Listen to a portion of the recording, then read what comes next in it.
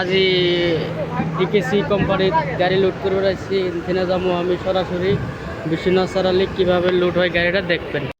এই যে আঙ্গর চাষা হয়, এটা চাষা গাড়িতে শুয়ে রয়েছে। হ্যালো রাইস, এ কি বানাবা? সবজি সবজি এটা হলো তোমার যা ডিম আর সবজি ভাজি না। অলরেডি খাইয়ে বিশ্বনাথ সারালি যাবো আমরা এখান থেকে। হ্যালো রাইস, এই যে আমরা ভাত চাত বানাইতেছি। এই যে ভাত চাত খাইয়ে অলরেডি আমরা বাইরেছি, বাইরে মখন খাইয়ে দেয় বিশ্বনাথ সারালি